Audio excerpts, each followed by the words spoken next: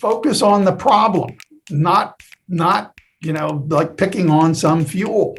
Fuels are useful, and we need to think about it. We need to differentiate. We need to be a little smarter in how we're approaching the problem. And I think we're actually getting there. And I think that the experience that people are having this year with fuels is awakening people to the idea that yes, we have to do this. Controlling the fugitive carbon, we're going to get on with it, but let's be practical and sensible about it because there are so many ways that it's useful and it's needed in the economy and for living. This is the 966.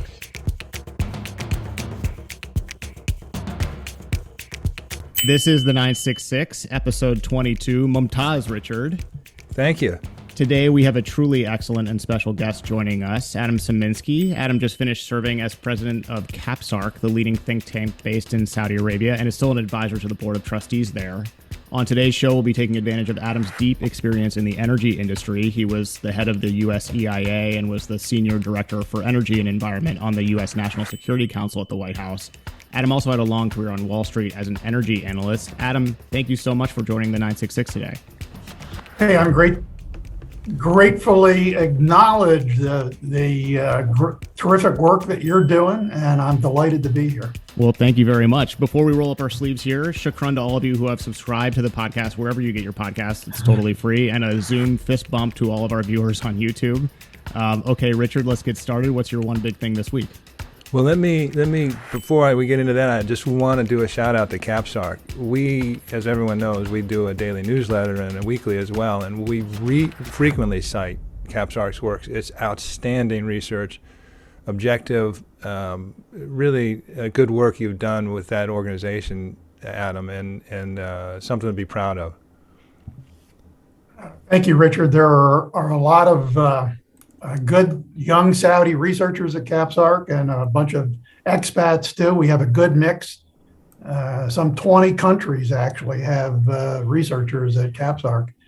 And we're doing a lot of work in the area of climate in addition to energy and sustainability. And it's really exciting to see the half of our employees who are Saudis, a third of them are women, doing a great job in helping to bring the kingdom along into the global community that's working on energy and climate issues.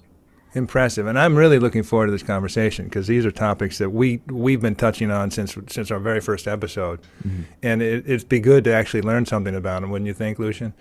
Yeah, I think so. 22 episodes in. Why don't we figure out what we're talking about? My one big thing, and this story struck me as a bit of a Vision 2030 success story. It's a fintech startup with international investors that creates jobs and has global aspirations. So just this past April 2021, Tamara, which is a buy now, pay later BNPL platform, raised $110 million in Series A funding, the largest ever raised by a MENA region startup at that time. Tamara, it was just launched in September 2020, so it's just barely over a year old, by three Saudis, I guess, who hardly knew each other. And they're trying to get a slice of that BNPL market, which is expected to grow 20% a year to over $20 billion by 2027. If you haven't run across a BNPL scheme, it's especially attractive to younger shoppers or those with less established credit. And Tamara got a huge boost during the pandemic as consumers, opted for more e-commerce, and they grew 100-fold between just January and November 2021, and they expect to do $266 million in payments this first financial year. But again, back in terms of Vision 2030, Tamara is an especially exciting story because it's just over a year since it's been launched. It already employs 137 people in offices in Riyadh, Dubai, Berlin, and Ho Chi Minh City. Has attracted 2 million customers in Saudi Arabia, the UAE, and Kuwait, and has 2,000 merchants, as clients, including global brands such as Adidas, IKEA, and Yves Saint Laurent. So it struck me as sort of a darling if you're looking at the Vision 2030, what they want to see happen. Yeah, I mean the startup industry, in Saudi Arabia. I mean, just the numbers that have come out this year now that 2021 is finished. 270% growth rate of startups since 2020. 50% growth in. 270% growth compared with 2020. 54% growth with 139 startup deals. I mean, this is like the heart of Vision 2030, right? It's like getting companies to start themselves up, getting a VC ecosystem to make not just seed investments, but Series A, Series B, follow-on investments, watching these companies grow, eventually get listed on the Tadawul or Nomu. It's cool. It's really cool to see. And let me do a little promo, because if you don't get our daily newsletter, it's the way it's set up is there's a feature, and then there's three sort of not premium, but topics that we want you to see, and then there's 25 to 30 citations and articles and posts that cover a whole range of things. But one of the three featured ones today was an IHS Magnet study on the Saudi startup ecosystem in 2021. It's really, really good. I encourage you to go take a look at it, because it is encouraging from Saudi Arabia's perspective. My one big thing, okay, this week, gentlemen, enough people say they know they can't believe. Saudi Arabia, we have a Winter Olympic team. It looks like Cool Runnings 2 might be filming soon in Saudi Arabia. The kingdom is sending its first two Saudis have qualified for the Winter Olympics for the first time. Salman Al-Hawaish and Fayak Abdi, both in skiing, Al-Hawaish in slalom and Abdi for the giant slalom. Final places are yet to be assigned by the Saudi Olympic and Paralympic Committee, but this is just like really exciting. This is their first time that they will be hoisting the flag at the Winter Olympics in Beijing, which begin February 4th. It's interesting, obviously, because although Saudi Arabia doesn't have the climate you'd expect to send a regular group of athletes to the Winter Olympics, it does have a lot of tall mountains, in the Asir region especially. But no skiing. Well, actually, that is about to change as well. The Mall of Saudi has been announced, which is That's right. coming. Yeah, it's coming to Riyadh. It is going to blow Dubai's indoor skiing situation completely out of the water. 40,000 square meter indoor snow slope. It will be the fourth largest in the world outside of China. So China has the biggest three. And I should mention that Saudi Arabia does already have several small snow experience fun centers. But I just wanted to use my one big thing this week to congratulate these skiers who, will be going to Beijing. At least one of them will be. So congrats to those guys. That's awesome. Really cool to see. It is. I think that Mall of Saudi is that's a Majid Al Futtaim project, I think, and he just passed, the patriarch of that really impressive company. Let me foreshadow a little bit, and if you look at the topics we'll cover today, apart from the circular carbon economy and renewables, that Adam will walk us through and help us understand better. A lot of the things we'll be talking about have to do with participation, athletic participation, and the Olympics is the first one. We'll have some more later on, but I wanted to do a lead in that's going to be a recurring theme in today's episode. And if the kingdom is looking for a hockey coach, I mean, I could jump in at any point. Okay, let's move on to our first of two topics today as we talk energy with expert Adam Sieminski from KAPSARC. The circular carbon economy concept has gained enormous momentum in recent years as the best way for individual nations to combat climate change. It is Adam, as you have previously described it, a holistic approach that uses all the tools in the toolbox to reduce emissions. The G20 has endorsed the CCE in 2020, and one of KAPSARC's many ongoing research projects is something we want to start with here, the Circular Carbon Economy Index Project, which is a tool for governments and other climate change policy stakeholders to evaluate progress in support of domestic planning and decision-making in the nexus of energy, emissions, and the economy. Saudi Arabia and Aramco have adopted the circular carbon economy framework as a way to reduce their carbon footprints. Adam, let's start by talking about what Saudi Arabia is doing now and is planning to do in order to achieve a fully circular carbon economy nationally. Sure, I'd be delighted to do that. Before I do, it does actually snow up in the region up by Al Ula in the northern part of Saudi Arabia. And when it does, you you get all kinds of pictures posted on Twitter of the Saudis enjoying the snow. Not enough to ski on, though, but so that indoor mall is going to be really interesting. The circular carbon economy. Well, look, you actually framed it very nicely. It's really a concept. It is an approach, and it's open for everybody, not just Saudi Arabia. I mean, so the idea is to take something that is very well known and accepted, the circular economy, where we say we need to reduce, we need to reuse and recycle generally materials in the economy, and then extend it with another R, remove, to carbon. So if you say, well, what are these things in the circular carbon economy concept? What are the 4 R's? Again, reduce, reuse, recycle, and remove. Reduce are things like energy efficiency and renewables. It also includes nuclear power, by the way, and hydrogen can fit in that one as well. And Saudi Arabia is all in favor of efficiency, and Saudi Arabia is all in favor of renewables, and we'll talk about that in a bit. Reuse and recycle are all kinds of really interesting things that SABIC and Saudi Aramco have underway already to try to take carbon dioxide and use it in products that can be sold, help grow the economy, help create jobs. Things like producing methanol, producing fertilizers, urea from carbon dioxide. The really interesting part that for the kingdom is to come to the remove aspect, and there are all kinds of things that you can do in remove. You can remove geologically by storing carbon dioxide in saline reservoirs or in oil and gas reservoirs. You can remove it biologically. There are mangrove restoration projects being considered in the kingdom, tree planting programs, and so on. And that's another way to remove carbon dioxide.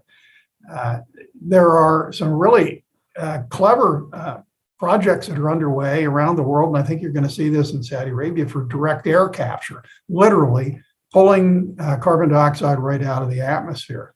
So you come back to, so we're going to use all of these tools in the toolbox that you mentioned. If you're going to build a house, you need more than just a hammer. You need all kinds of ways to approach it, and that's the multiple pathways.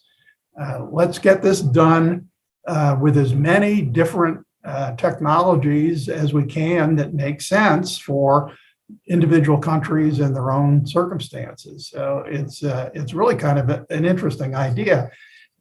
The problem, I think comes where a lot of people just say, oh, well, we've been hearing about this and we just don't believe that it's going to happen. And that's why we just want to pick a single pathway. We just want renewables and we don't want anything else. Problem is that won't actually get the job done. And it could leave us, as we saw this summer and even now in terms of natural gas prices in Europe and elsewhere, it could leave us stuck between, stuck in the midst of this global energy conversion. Adam, we spent a lot of time in some earlier episodes on the COP26 in Glasgow in November. It's fascinating, and it's been interesting to watch Saudi Arabia's path from sort of digging their heels in a little bit to being, the green initiative and being much more participatory. But one of the big messages that they were carrying, especially the Minister of Energy, Prince Abdulaziz bin Salman, was that, we need to do exactly what you're saying. We can't just go to renewables. We can't just. We need to look at the broader issue of reducing emissions in a variety of ways. And he continues to pound that drum. He was just at the World Economic Forum talking about the very same thing. One of the questions and one of the criticisms is, okay, we're open to this, but is the technology there? And is it scalable? Well, there's no perfect energy source. I mean, every form of energy has its own set of problems. The storage of carbon dioxide in geologic formations has been going on for years. Norway was doing it in one of their big fields. There's a lot of experience with this. The geologists are pretty comfortable with the whole idea, and this is scalable.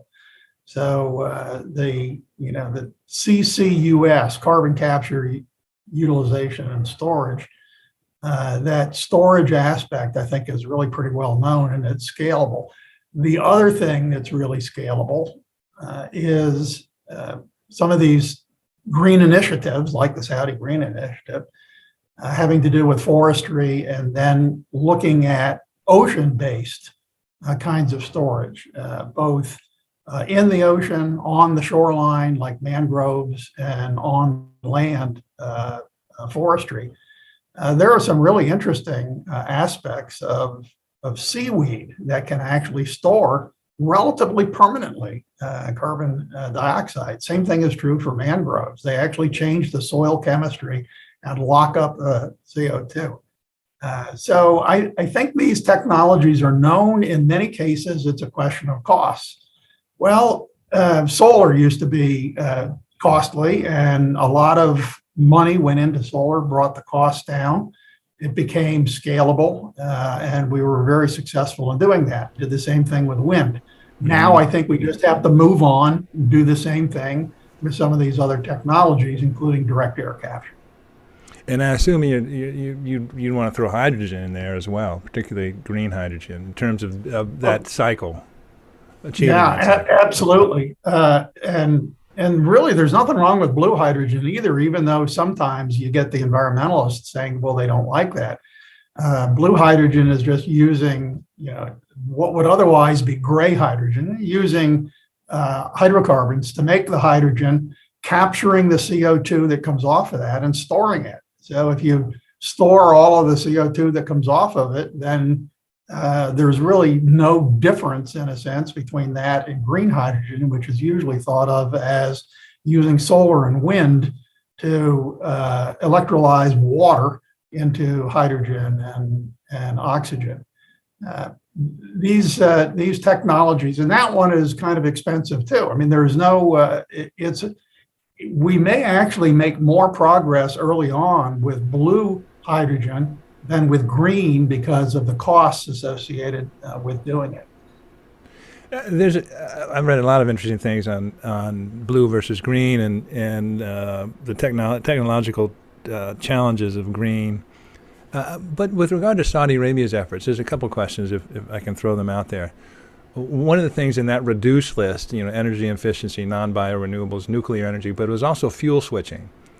And I assume this is something along the Jafurah plant where they're expanding their gas production in order to replace crude that's used for power and that sort of thing. And so that's what, that reduces the overall emissions. That's what we're talking about when we're talking about fuel switching? Right. In Saudi Arabia today, there's about 70 gigawatts of electric capacity. 40% of that is oil and liquids. 60% of that is natural gas. A very small percentage right now is renewables.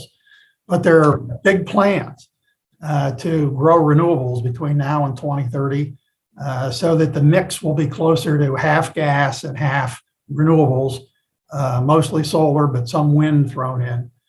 There are plans being drafted up right now for some, 3 dozen kind of solar and wind farms. About a dozen of those would be wind farms. The other 2 dozen would be a mixture of photovoltaic solar and concentrated solar power. About 4 of those kind of plants, and that's how the kingdom plans to get to that what I would call a stretch target of half of the electricity in the kingdom coming from renewables by 2030. Yeah, I think that the kingdom uses 3.5 million barrels a day on power and electricity, which is an enormous number compared to other countries of larger size. And so any way to mitigate that is a plus, as you say. That's that number goes up and down. Right. When you're using the most is during the summertime when it's hot, you need air Right. conditioning. And so that comes back to another thing where the kingdom is actually showing a lot of leadership.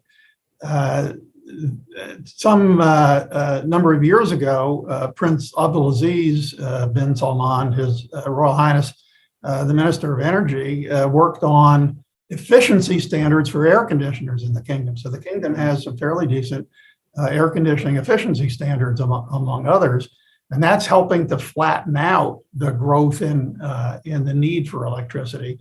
It gets really hot here in the summertime. We often,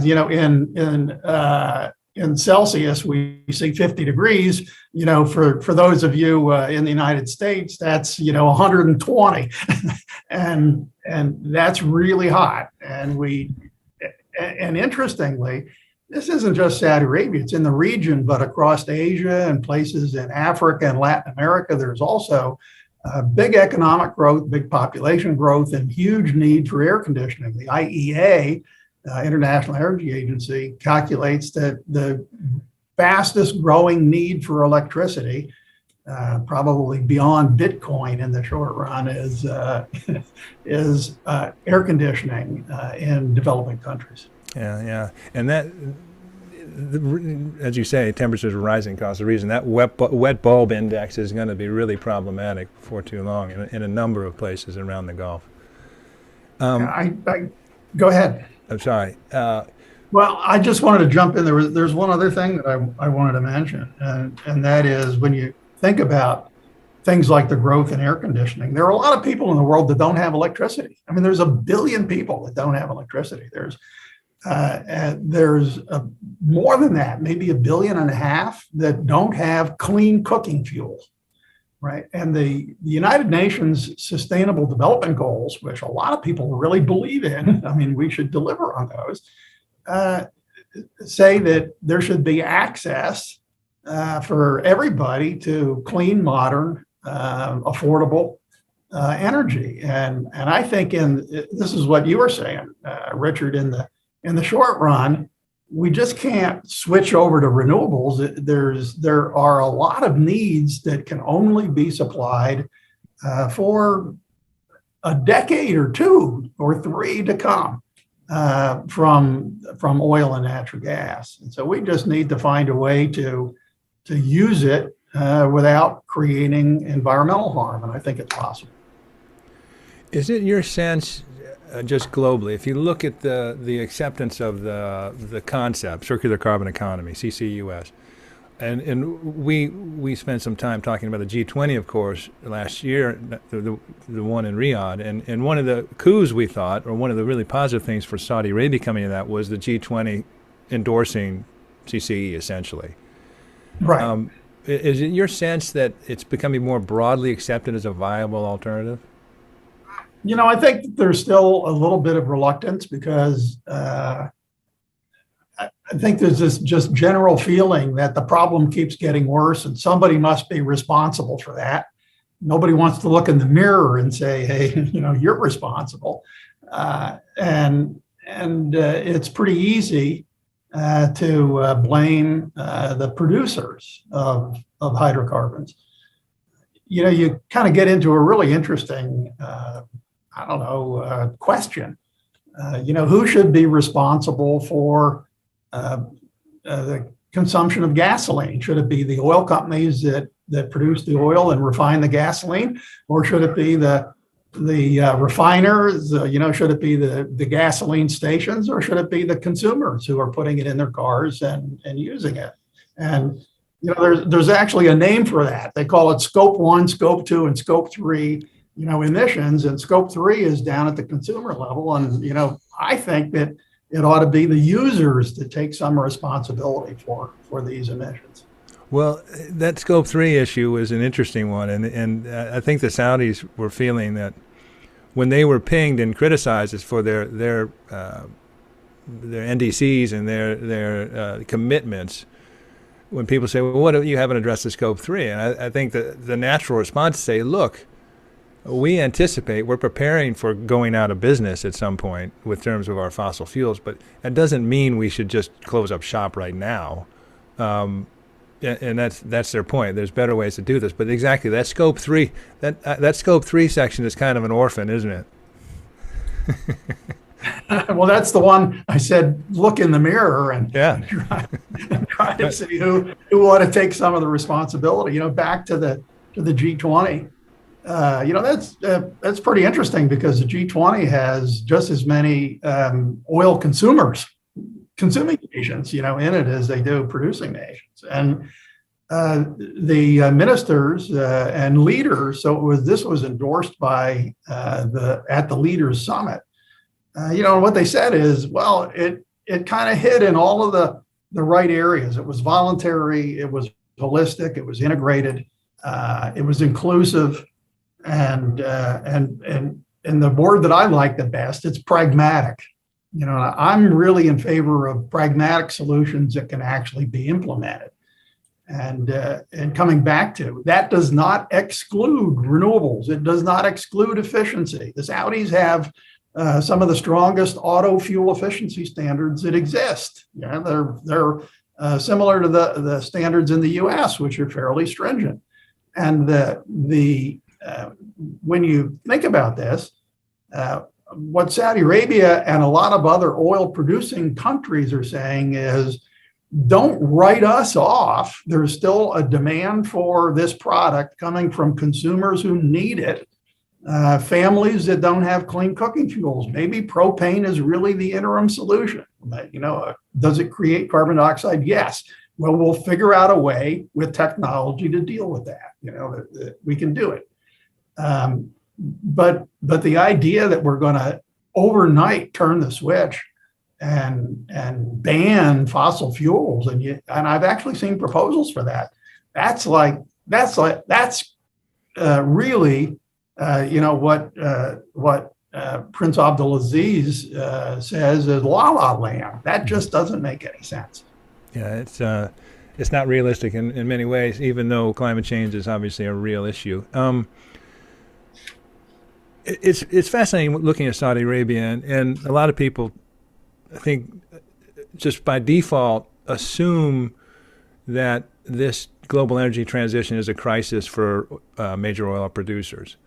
And in many ways, you can look at it that way. The sense I get from Saudi, and I think, Lucien, you'll agree, is that increasingly they see it as an opportunity to make this transition, and they look, they look closely at the solar and the onshore wind trajectory, and they sort of see that happening. And in the 2020s is a very critical decade, and even cut it down to maybe 5 years. But they see that, and they want to be at the heart of the emergence of the technologies in terms of carbon capture, in terms of hydrogen. And just looking at carbon capture, when you look at a place like Saudi Arabia, they seem to have certain advantages. In other words, they have natural sinks, they have fairly localized emissions, at processing and things like that. So, the actual technology and being able to capture these carbon emissions, they might have a pretty good shot at doing, making real inroads here. Would you agree? I think that's a really interesting thought, because a lot of most of the oil production in the kingdom is concentrated in the eastern province over by the Arab Gulf, and there is an industrial city there called Jubail. It's north of Dhahran and Dammam, where Aramco is headquartered. And in that industrial city, there's a lot of users of fossil fuels, chemical plants and refineries and so on. And there's production, and nearby there's places to store. There's port facilities there. So you could do a lot. You could create a hub for both carbon dioxide and hydrogen, in the Jubail area, and with relatively short pipeline distances, be able to collect and distribute both hydrogen and CO2 from the kinds of companies that are creating it to the kinds of companies that can recycle and reuse that product and then ultimately remove it and do something with it. Aramco already sold blue hydrogen in the form of ammonia, transported to Japan. And you could, again, that's scalable, it's doable. And there's a lot of geologic places in the kingdom to store CO2. Even on the eastern coast of Saudi Arabia, over by the Red Sea, there's not a lot of oil and gas production. There is some gas there, but there are some basaltic rocks that could actually store CO2. So there's lots of opportunities here. And I think what needs to be done, not just in Saudi Arabia, but globally, is countries need to push R&D demonstration projects and convert those demonstration projects into development and get on with it. That's what brought the cost down for solar and wind. And I think the same thing is going to have to happen for hydrogen and carbon dioxide. I think it's important to add that part of the things that brought down the solar in particular, was in essence making a market. I think Saudi Arabia is trying to do this by green, especially green hydrogen, is not economic. Yet there are significant projects moving forward in Saudi Arabia and elsewhere. In essence, I think trying to make a market to create this virtuous cycle between a market technology, and learn technology to cut that price.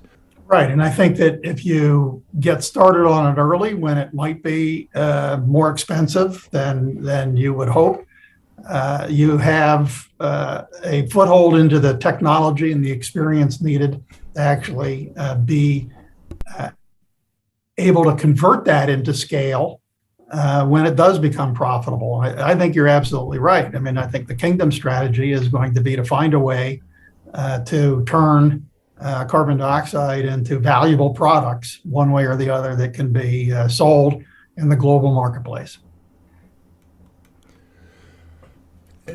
Endlessly fascinating subject for me, and I think for, as I said, a recurring theme on the 966, because it's so central to many things that Saudi Arabia is trying to accomplish in its transition. Can I come back? I want to come back. Can I come back to one other thing, Richard? Sure.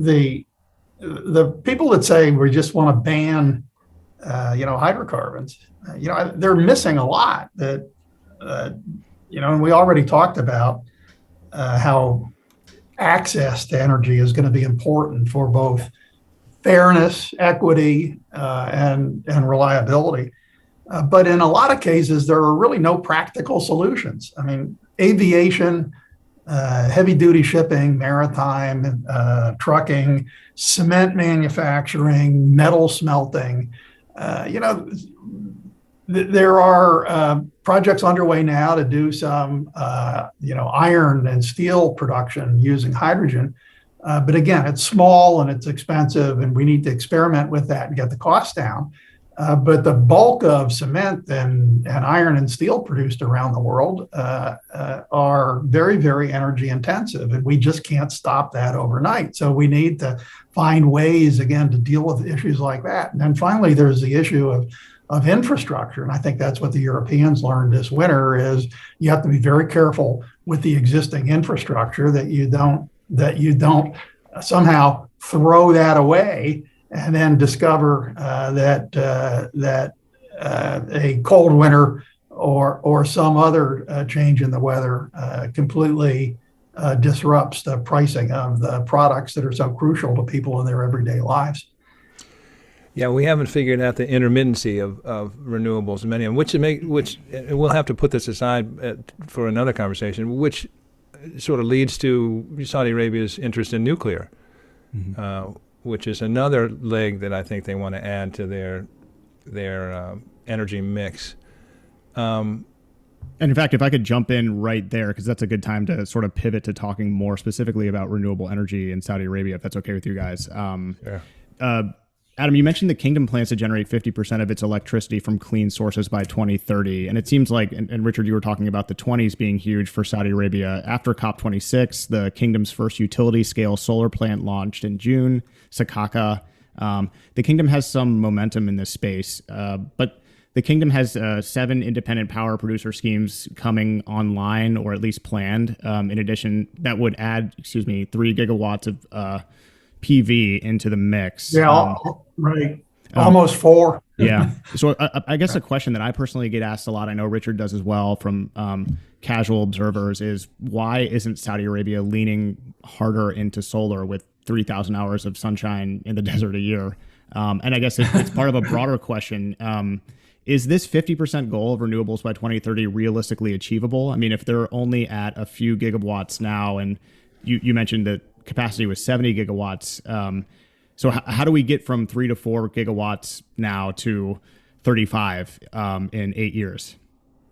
And if I can piggyback on Lucien's excellent question, and he's talking about 2030. I mean, in 2019, Saudi Arabia upped their goal to 20 gigawatts of solar by 2023. That's next year. Mm-hmm. I don't see them getting there.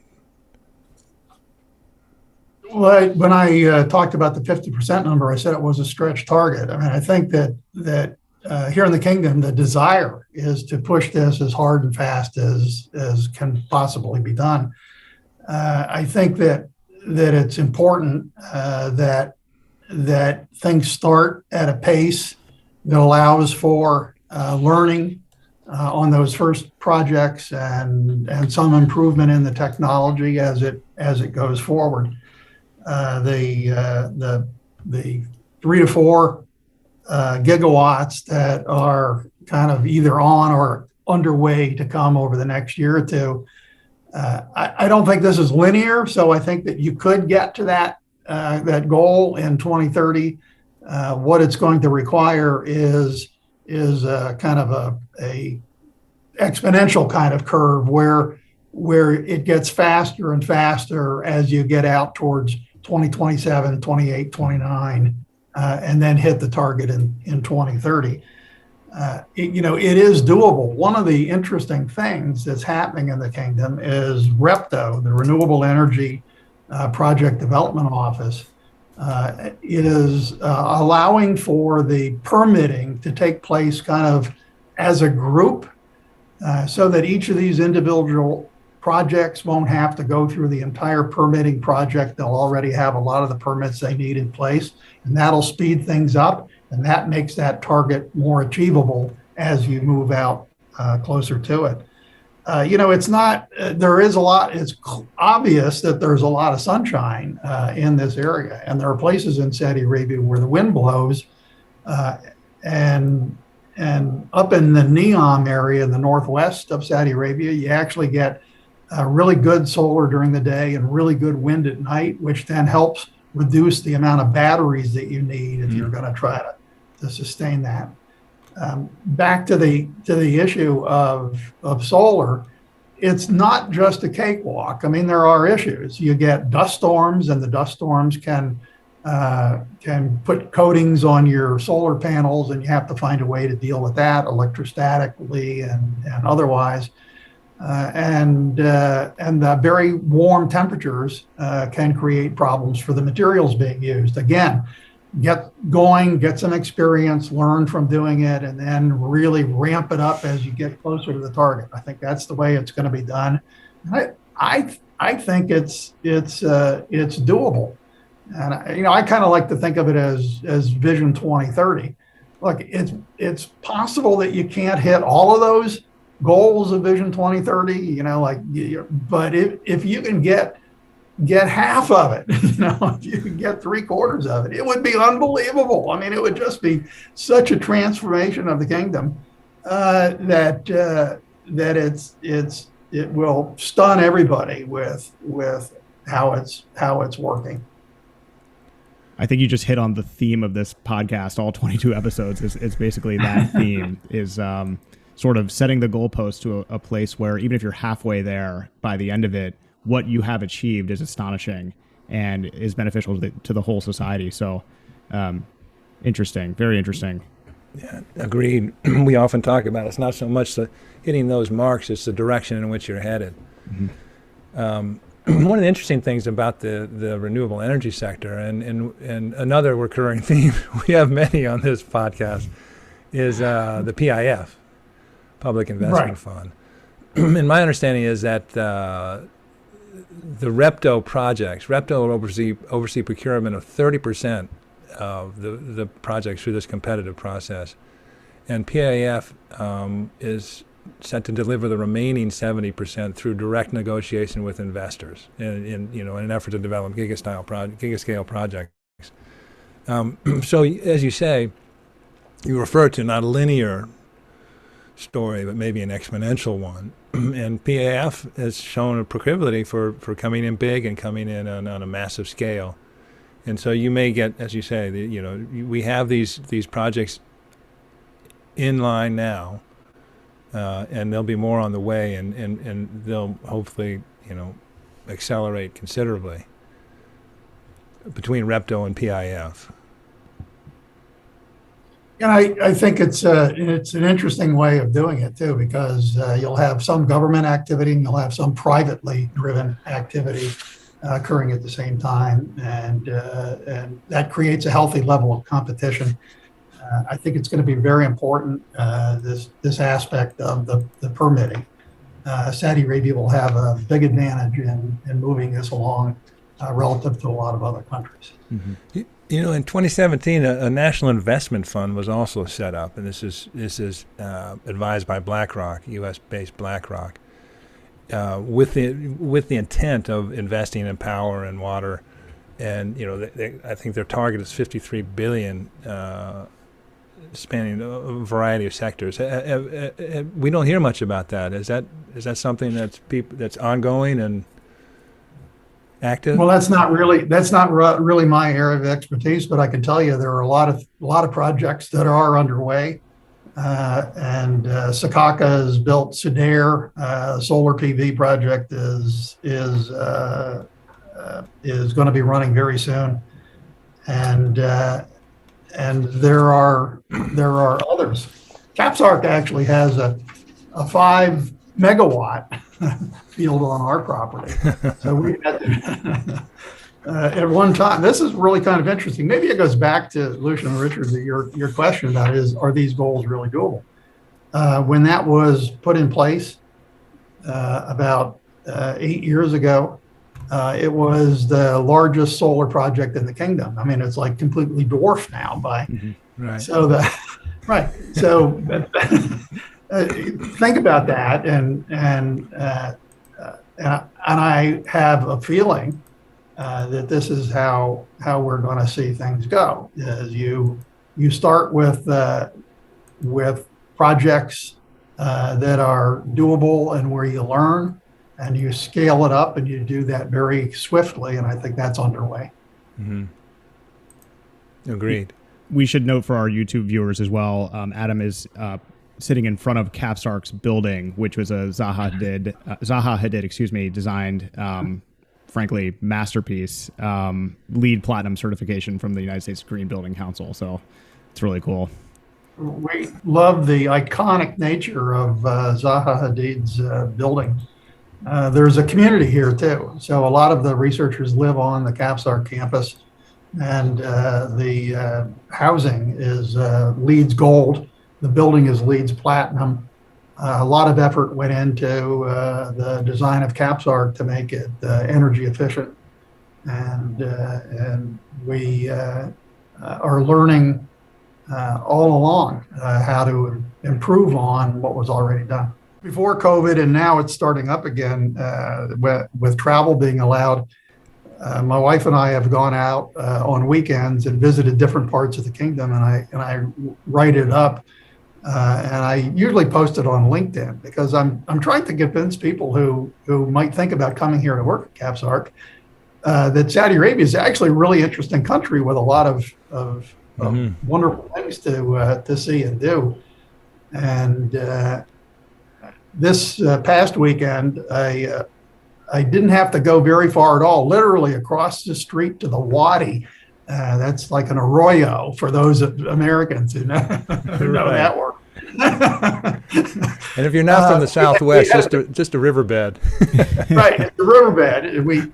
And it does fill up with rain, and we had a big rain, and there was water flowing in the Wadi. And I took a 5-second video and posted it on LinkedIn, and it's up to 12,000 views. Flowing water in the kingdom. Wow. Flowing water in the kingdom is really precious.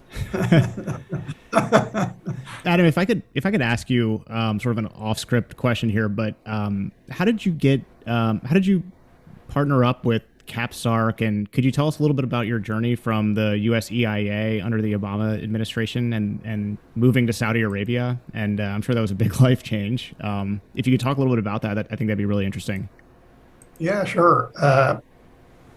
What I was asked to do at EIA was to try to make the research, analysis, and advice that EIA was providing a little bit more timely and relevant to policymakers. And EIA made a lot of progress on that while I was there. And it was a lot of fun. It was, I think,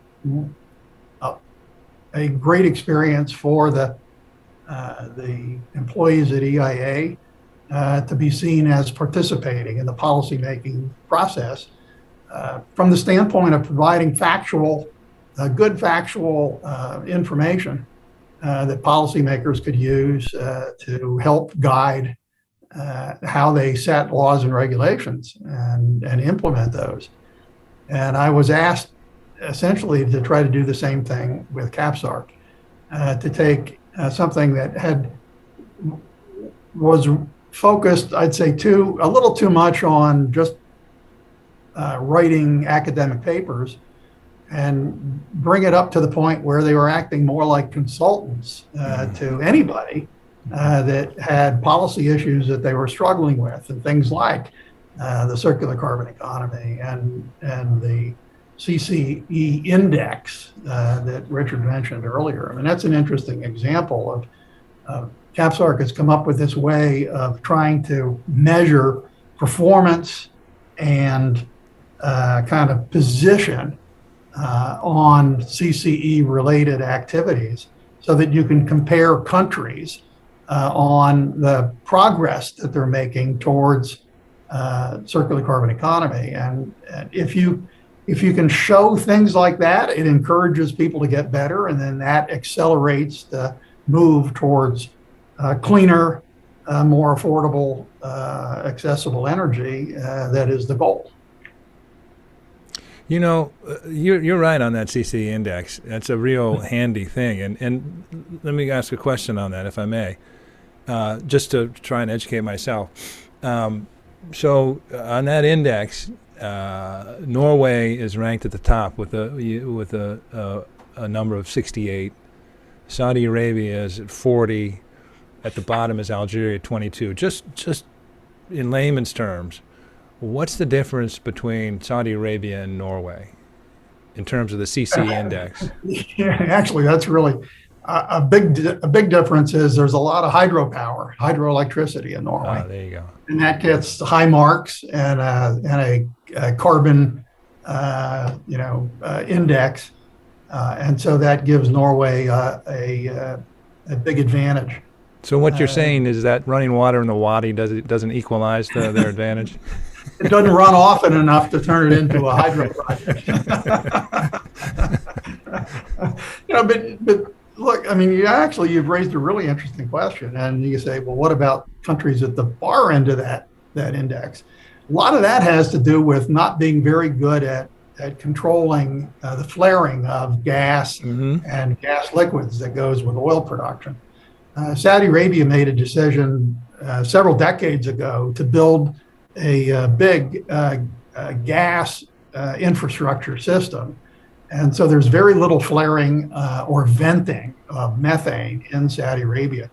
And everybody knows that that's true because there are now satellites to go around and measure this. and you can see who's flaring and who's not flaring, and you can see where venting is happening. Saudi Arabia's track record is one of the best in the world on that.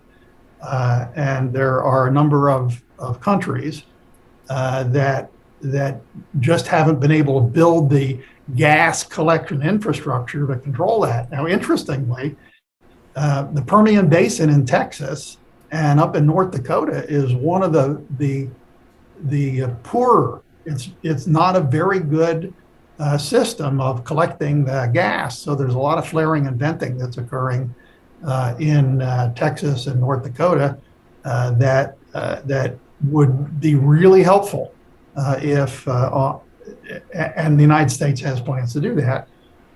There is a global producers forum for greenhouse gases, and the U.S. is looking for a way to partner with other countries so that producers, as a group, have a better track record than the average that we see right now.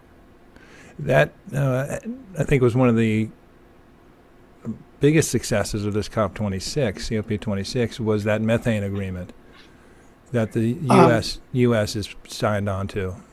Absolutely. The global methane pledge, it wasn't really part of the official proceedings at COP26, but it was one of the very positive things that got done on the sidelines. Mm-hmm. One of the other official things that got done and probably hasn't received as much praise as it should have seen is something that they call Article 6. It allows for the voluntary trading of carbon credits. So as long as you have a good way to measure and monitor how this is being done, being able to trade carbon credits from one country to another is going to be a terrific way to actually help control carbon and lower the costs of doing it. The Net Zero Producers Forum that was created by the U.S. Back in April of 2021 at the Climate Summit had 5 initial signatories: Canada, Norway, Qatar, Saudi Arabia, and the United States. And one of the things that they said is methane control is going to be very important. Spreading out the idea, the framework of the circular carbon economy around the world is going to be part of that. Looking to promote technologies like hydrogen and carbon capture, direct air capture will be one of those things. And interestingly, the fourth one that was highlighted at the announcement of the Net Zero Producers Forum was looking at ways to help countries diversify away from energy as their sole source of revenues. Inevitably, if we're talking about CCE and renewables, we're talking about climate in many ways. It's interesting that the next 2 COPs, next 27 is in Egypt, COP 27, and COP 28 is in the UAE. There was it seemed to me, especially as compared to the Paris Agreement in 2015, that there was a different type of energy at COP26. Certainly the issue of climate change was put to bed. The number of commitments made by countries around the world is vastly larger than it was.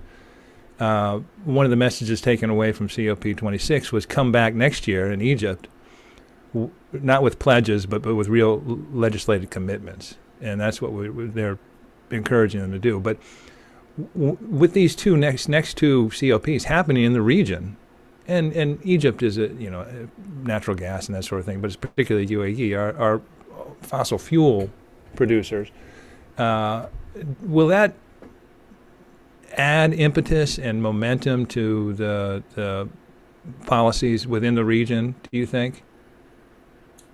Yeah, I think it will. The Saudi Green Initiative was followed a day later by the Middle East Green Initiative, so a regional effort to try to do some of the same things. Net zero pledges by companies, just as an example, Saudi Arabia at the Saudi Green Initiative launch set a national target of net zero greenhouse gas emissions by 2060.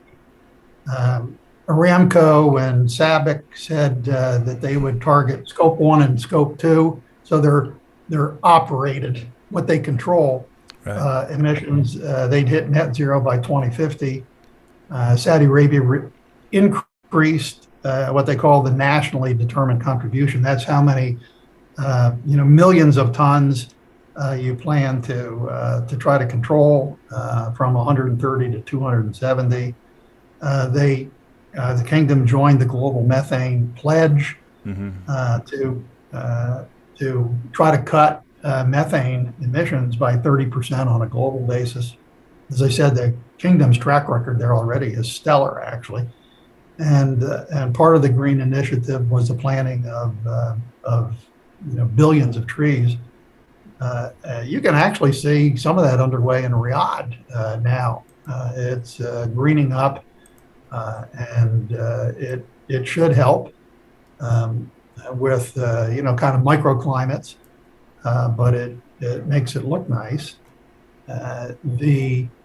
But there are real benefits to doing this. I mean, this is a real economic opportunity in many ways because, again, it's scalable.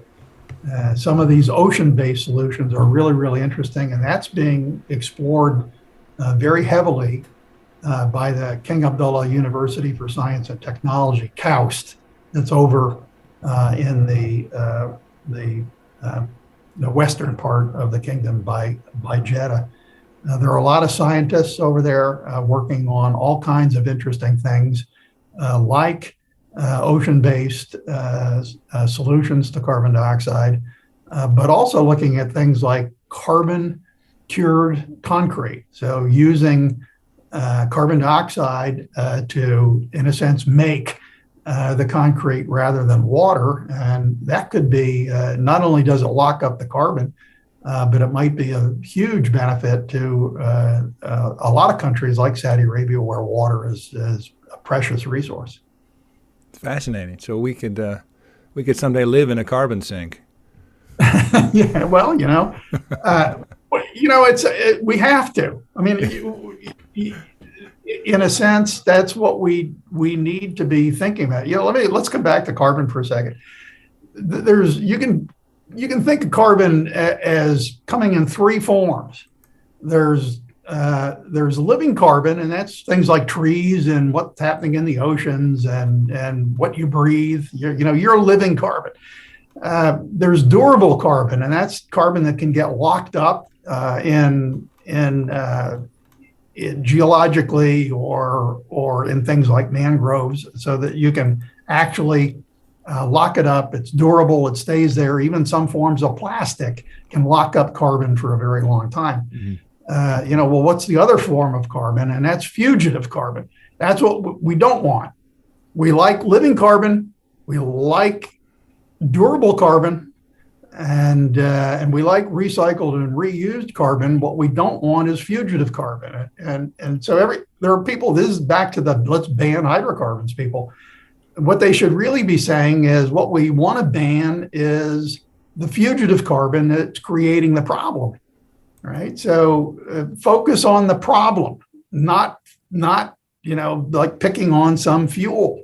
Fuels are useful, and we need to think about it. We need to differentiate. We need to be a little smarter in how we're approaching the problem. And I think we're actually getting there. And I think that the experience that people are having this year with fuels is awakening people to the idea that yes, we have to do this. Controlling the fugitive carbon. We're going to get on with it, but let's be practical and sensible about it because there are so many ways that it's useful and it's needed in the economy and for living. Well, Adam, you're prescient. My last question with the question mark at the beginning was difference between living carbon, durable carbon, and fugitive carbon. So I think that's probably a good point to stop. There's all kinds of things that, come back to Saudi Arabia. there are so many programs that are underway here in the kingdom that are making both the environment and the habitat so much better for everybody. Saudi Aramco has this huge giant oil field that's capable of producing 1 million barrels a day called Sheba. It's over in what they call the empty quarter, the Rub al Khali, because there's not a lot there. They've got sand dunes that are 1,000 feet high in that area. And they found oil back in the late 1960s there, and not that long ago, they figured out a way to develop that field, and it's now a big oil producer. But right next to the oil field is a wildlife refuge. And what Saudi Aramco has managed to do is to bring back the desert gazelle, the Arabian oryx, and believe it or not, ostriches, which used to be, in that region naturally, and it's being restocked. I mean, there are things like this that are underway in the kingdom that I think people just don't know about, and I think if they did, they would have a much broader view of the kinds of things that are underway socially and economically in the kingdom that are really positive. And I've seen so much of it in the 4 years that I've been here. It's, back to your question, Richard, about my life in the kingdom. It's been a unbelievably interesting time to be here and see the progress that's being made in both the social, economic, and what I'm going to call ambitious nature of the transition to Vision 2030 and beyond that's occurring. I think with that, gentlemen, let's move on to our final subject, or our final segment, called Yallah, Saudi in a Minute, Yallah. Saudi in a minute. So we will rapid fire through, as we have been doing the past few weeks, several topics that deserve an honorable mention this week. Richard, I'm going to kick it over to you to get us started.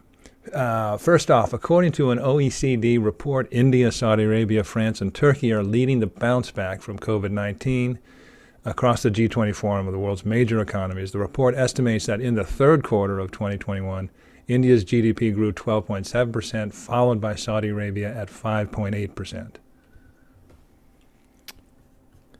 That is significant growth. Of course, Omicron notwithstanding in 2022, it looks like GDP growth for Saudi Arabia should be very strong. I'm sure you covered it, but the vaccination rate here is pretty good, and it's widely available to everybody in the kingdom, not just Saudis, obviously. I got vaccinated here before most of my friends did in the United States.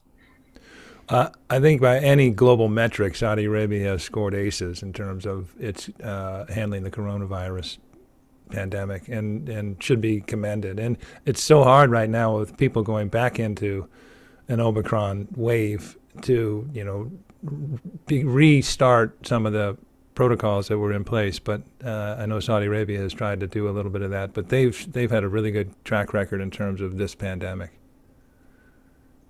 Indeed. And I would add on that first Yallah, I guess the World Bank has Saudi Arabia's economy growing at 4.9% in 2022 this year. I think Jedwah has it a little higher, but in any case, yes, Saudi Arabia has done. There you go. Part of the things they are able to reap is what they sowed during the pandemic in terms of getting the virus under control and enabling the economy to come back online. Absolutely. Okay, we're going to come back to this theme of conservation for the second Yellow topic. Of the ocean's 7 known species of sea turtles, 5 can be found in the Red Sea and the Arabian Gulf surrounding Saudi Arabia. These 5 species are the olive ridley, the loggerhead, the leatherback, which are classified as vulnerable by the WWF, and the green and hawksbill, which are classified as endangered. The Saudi National Center for Wildlife is working to identify and protect their nesting sites and has also established a safe haven for these turtles near Wakati Island, which is an area protected by the Red Sea Development Company. That is cool. That is awesome. The Red Sea is an amazing place. It is. And the water is very clear, and there's like fantastic corals there. And it turns out that the somewhat warmer temperatures that have existed for a long time in the Red Sea may have created a class of corals that stand up better to higher temperature water, and their KAUST is looking for ways to colonize Red Sea corals elsewhere in the world, if that is safe to do. Fascinating. Amazing. That's cool. Yallah number 3, Saudi Energy Minister Prince Abdulaziz bin Salman has declared the kingdom's intention to harness uranium as an alternative energy source. He stressed that uranium mining and the development of a nuclear energy program will anchor the kingdom's clean energy initiative. The minister confirmed that Saudi Arabia, quote, will deal with uranium reserves with the utmost transparency, unquote. There was this is one of the other things. Everybody thinks of oil and, gas here in Saudi Arabia, and of course, solar. But the mineral potential in the kingdom is huge. There was a conference last week here called the Future Minerals Forum, yeah. And both. Yeah. and there were 3,500 people in person, another 4,000 virtually. There were 100 ministers from around the world. There were 32 countries represented across 2 days of really interesting workshops and exhibits. And I have a feeling that Saudi Arabia is over the course of the next decade going to be seen as a hub for responsible, clean minerals development. We did an episode on this recently, and it is fascinating. And Saudi Arabia is pushing hard into minerals. They see it as they see it as one of the primary pillars in their efforts to industrialize and to grow sectors that will create jobs as well as produce revenue. And it's already a revenue producing sector. I think 26 billion last year in their minerals, but. We looked at that Arabian Shield and estimated worth 1.3 trillion worth in terms of minerals, and it is interesting how these tie together. The uranium and another source of clean energy. We talk about Saudi Arabia being especially interesting on the energy scene because they're expanding in every aspect, and we're talking about expanding their crude production capability, expanding their natural gas, expanding their renewables, expanding their clean energy, hydrogen. And actually, when we've talked about it, we haven't really included nuclear. So, again, growing in that area, too, just across the board. Yallah topic number 4. Later this month, Newcastle United players will travel to Saudi Arabia for the first time since the club was purchased by the country's PIF. The trip is designed to give the Magpies, as they are known, a chance to enjoy the warm weather training camp while also giving the club a chance to take part in some media duties in an attempt to raise their profile in Saudi Arabia. I got to say, Saudi weather right now, it's probably 31 degrees in St. Michael's, Maryland. It sounds really, really nice, so I'm sure the UK-based Magpies are excited for a little bit of desert sun, just a guess, but very interesting. Do we really have to leave Newcastle? I mean, yes, agreed.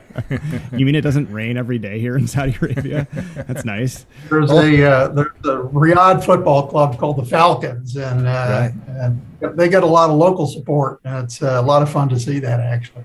And we should mention that Saudi Arabia just hosted the Spanish Super Cup finals of Spain's top teams there, which is cool. They're really trying to build the international profile build Saudi interest in some of these international teams as a way to also generate youth interest in sports in general. So it's cool. It's really cool to see this. Nadmi Al Nasser, who was the president of KAPSARC before me, he's now running NEOM, and he presented the cup to the Real Madrid team in that competition. Oh, that's awesome. It was really interesting to see, actually. That's a nice perk of the job. That's a lot of fun. And by the way, let me return to what we foreshadowed at the beginning. This is an example, and Adam, we've talked about it. We did an episode on sports washing, and we talked about how Saudi Arabia is major investments, are very often tied back into trying to build a culture within the kingdom of participation and sports involvement. And it's really interesting that this Newcastle, which again is on the front pages because of all the controversy and the amount in terms of acquiring it, that sort of thing. But they're bringing it in town to plug into this very active love of football in Saudi Arabia and efforts to expand participation and get people moving and involved. So this is in terms of the Yallah series. This is the fourth of the six. The next two actually will also be doing the same thing, where they're linking a marquee event with participation by Saudis in Saudi Arabia. So the next one is after a one-year hiatus in 2021 due to the pandemic, 16 international teams will compete in the Saudi Tour cycling event held February 1 through 5 in Yallah. The course will be in 5 stages and will take riders through heritage sites and the challenging desert terrain of Yallah. Just as I said, other events that take place along the Saudi Tour will include a mass participation ride, so everybody and anybody, a women's race, a junior race organized by the Saudi Cycling Foundation, and a dedicated race for children, so a mini kids race, at every finishing area of the 5 stages. So you've got the marquee event, but you've got all these opportunities for people to participate and get involved and excited about cycling. And we are seeing a lot of women's sports activities are picking up in the kingdom as well, and that's very beneficial, I think, from so many different standpoints. I keep doing this, Adam. I apologize, but we did a great feature on Lena Al Maina, who's the co-founder of Jeddah United. Just an excellent piece on everything they're doing and what all that she's done and all that Jeddah United's done in terms of women's participation in sports. One of the other areas that you might want to think about doing a segment on is fencing. That's interesting. Saudi men and women are learning how to fence, and they're getting pretty good at it. Interesting. I'm sure we will get there. As if we didn't have enough topics, right, Lucien? Let me wrap it up with the sixth one, also a sports one. And yes, a third week in a row, I believe, of me talking about golf. Golf Saudi has produced a 5-episode documentary that follows Saud Al Sharif and Faisal Salhab, 2 young Saudi golfers who will participate in the star-studded Saudi International being played February 3rd through 6th at the Royal Greens at King Abdullah Economic City. The, quote, See It All series will follow the two as they practice, train, and spend time on the golf course and with their families. It will also include inside the ropes self-shot footage from the actual Saudi International Tournament.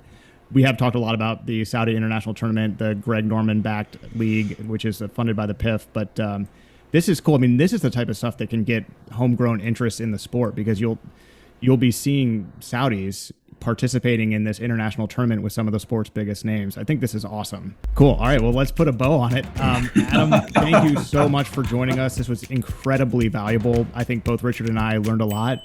And just thank you so much for your time. We would love to have you back on as soon as we can. Well, thank you very much, and good luck to you and everything that you're doing. I think it's, as I said at the start of the segment, I think you're doing a great service, and keep it up. Thank you, Adam.